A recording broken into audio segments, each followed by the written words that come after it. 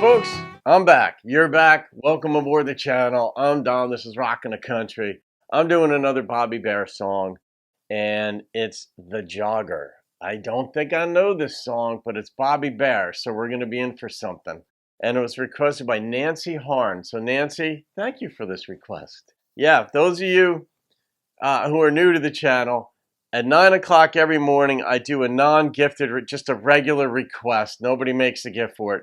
And then after that, if anybody makes a gift to the channel, you can find the description, the information in the description box below as to how to make a gift to the channel. It's PayPal or Venmo.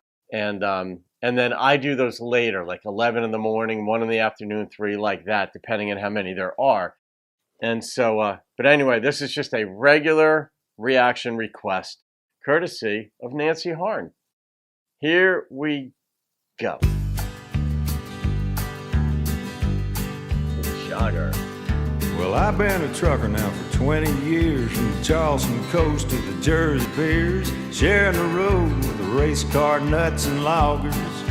New Jersey. Sunday drivers, scouts on hikes, Hell's Angels on Harley bikes. I never met a roader I didn't like, except them joggers.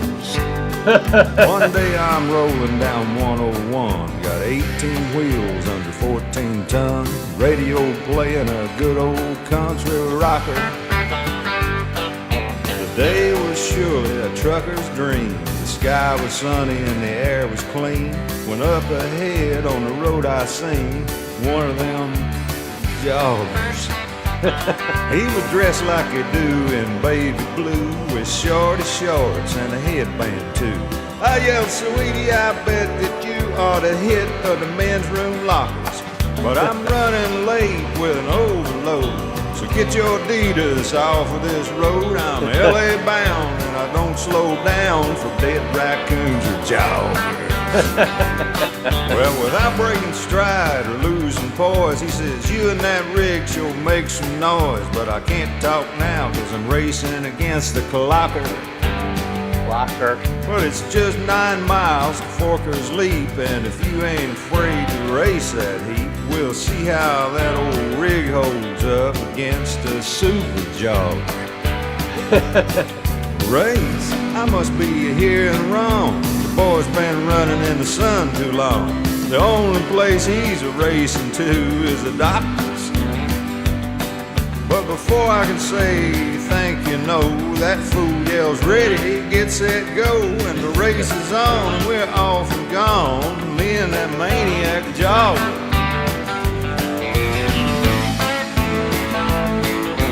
I could have left him far behind, but I played with him like a fish on line, and I stayed about a half a mile behind the sucker. That's a long way. Then I pushed her up to 45, and he sees me coming and he starts to fly. So I kicked her to 60 and shift to high, and I finally catch that jogger. It wasn't easy. Now I'm doing 80 and I turn to check, and he's staying right with me, neck and neck. His heart's thumping like my engine going cook bogger. Then he yells out, I hope you're set, cause I ain't shifted to second yet. Oh. Then he unwinds and leaves me behind, eating the dust of a jogger.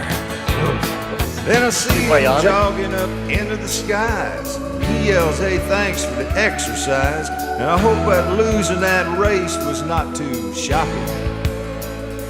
See, my dad says heaven's no place to run. I try to be an obedient son, so I gotta come down to earth to do my jogging. Well, that's the story, take it or leave it. My trucker buddies, they believe it. So do those race car nuts and Harley hoggers. And I'm still driving much the same, except I don't call nobody names, and I tip my hat each time I pass one of them good old joggers. Yeah, there's one now. Hey everybody, how you doing? You want some Gatorade?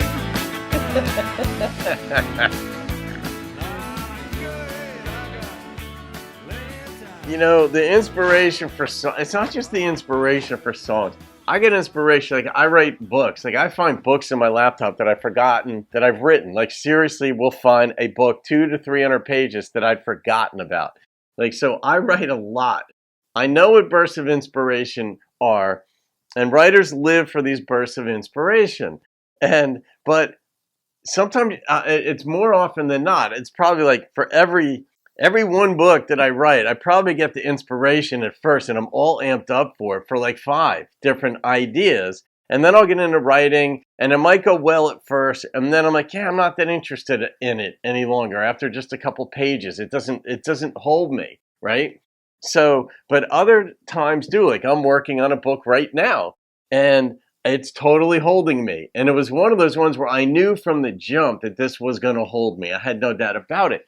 But a song like this, like for songwriters, they're always looking for things they could write about. But the whimsical stuff, like this, the inspiration for this, you've got to get the inspiration. Like I want to write a song about a jogger racing a trucker. Well, how could that even work? It's like, well, he's got to be heavenly, I guess. He can't be a man, a regular human being, because you can't beat a truck. But the way the song was developed and all was just brilliant. And the inspiration stayed with the writer. I don't know who wrote it, but just stayed right on through to tell us a story like this. And Bobby Bear could just sing them with the best of them. Like he's just fun to listen to no matter the song. So Nancy, what am I gonna rate this song? That was just so creative. They cover the East Coast, the West Coast. He was on 101 where the race with the jogger happened. And it turned, first he's ridiculing the guy, and then in the end, he's tipping his hat to all the joggers. And so it was kind of like a happy little Hollywood ending. And it ended up near Hollywood out there in LA, because that's where the trucker was going. All right, storytelling, Bobby Bear, just alone. Creativity, wackiness is a 9.4 is what hit my brain when I realized I was rating it. So there it is, folks.